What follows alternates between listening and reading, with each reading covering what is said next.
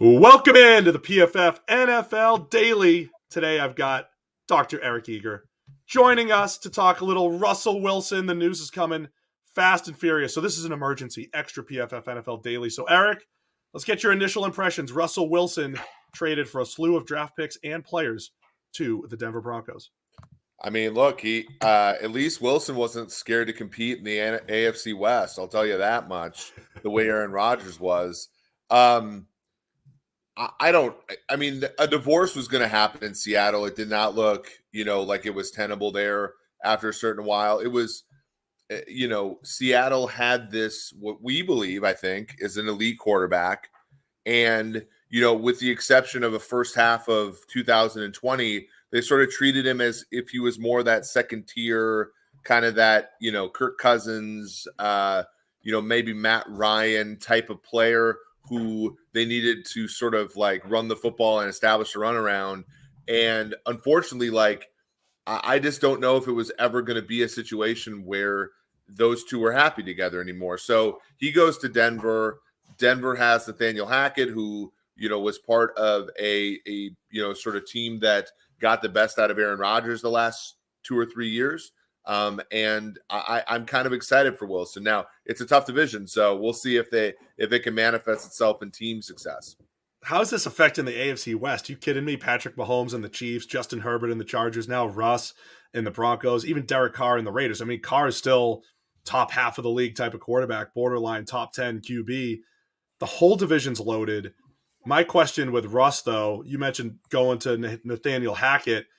Are they going to let Russ cook, right? I mean, listen, the PFF grades are not kind to Russell Wilson over his last season plus. You mentioned halfway through 2020, he was on pace for one of the best seasons of all time.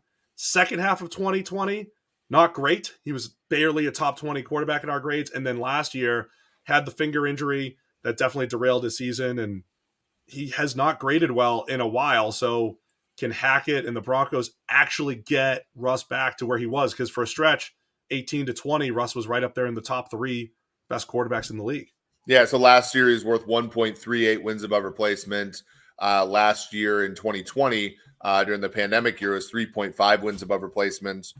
So that, that's certainly the 3.5 wins above replacement, you're getting your money's worth for a quarterback. But actually, in the previous season, he was PFF's league MVP at about 4.5 WAR. 4.5 WAR, that's in that elite category. That's the highest it's ever been for him. If he can get back to that number, then you're competing with Patrick Mahomes. Interestingly, now at DraftKings, our friends at DraftKings, if you look at the AFC West division odds, this is the first time, I think, since 2019 where the Chiefs have been less than basically the favorite against the field in the division in the offseason. They're plus 120 to win the AFC West. So that requires a break-even percentage of about 45% for you to want to bet that. So if you think the Chiefs are a coin flip to win the division, now is the time for you to bet them.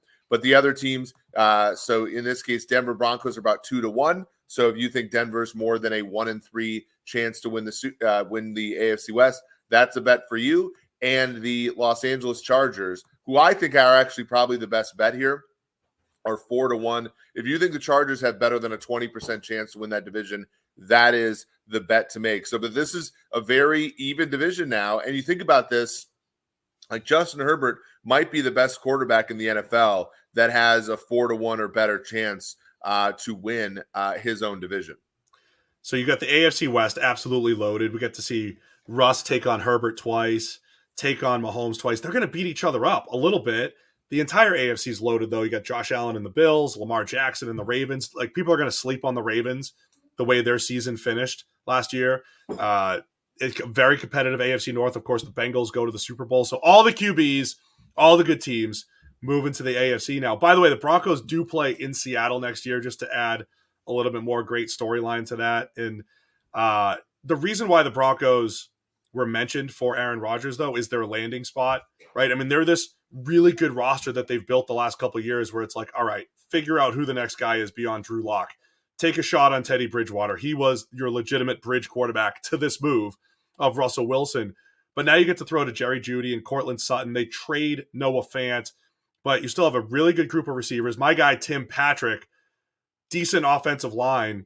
I know Russ is leaving DK Metcalf and Tyler Lockett up in Seattle, but all around team, pretty good defense. I mean, it's a pretty good situation for him compared to what he's had in recent years.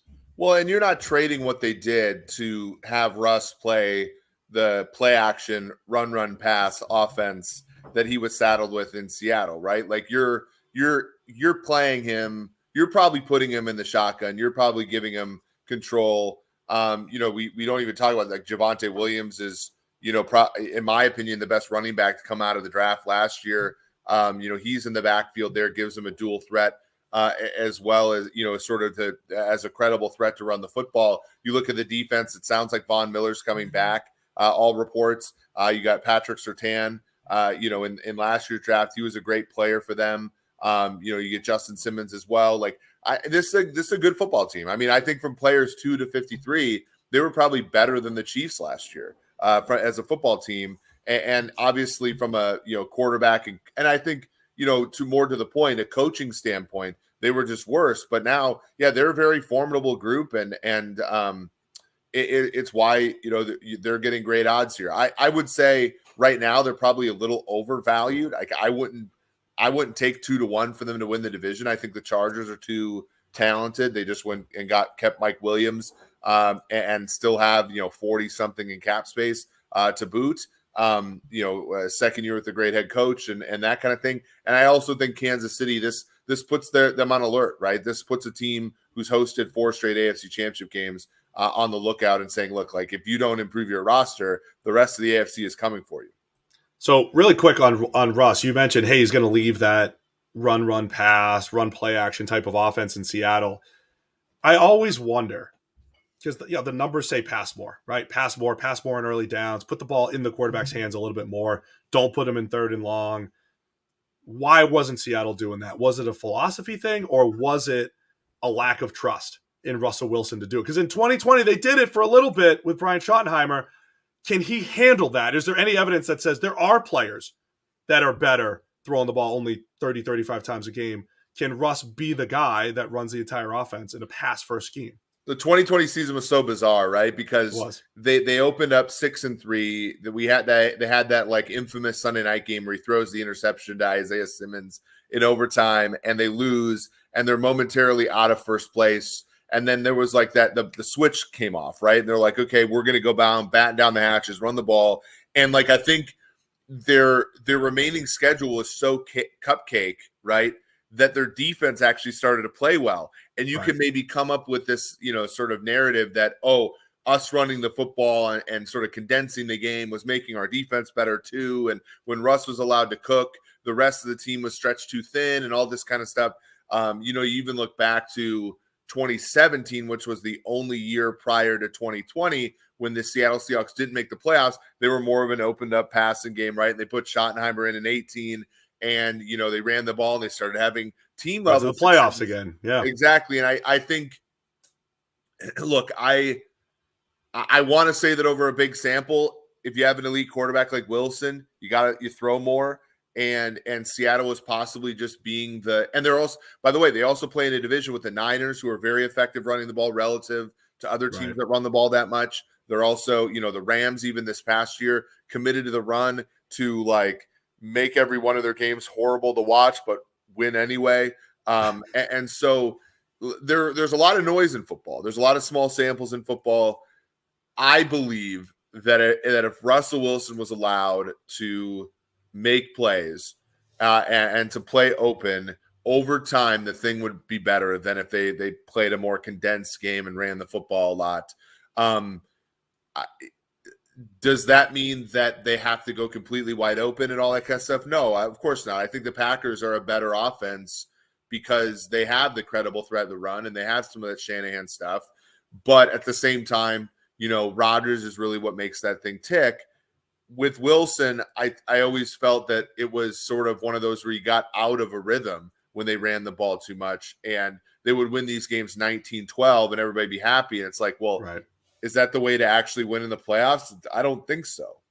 Yeah, I'm looking forward to seeing how they use Russ. Again, I think Seattle lacked trust at times, and we'll see if Denver has a little bit more. I'll break it down from Seattle's view on the PFF NFL podcast, but appreciate Eric joining us to get the Russell Wilson to Denver breakdown. It's a PFF NFL Daily.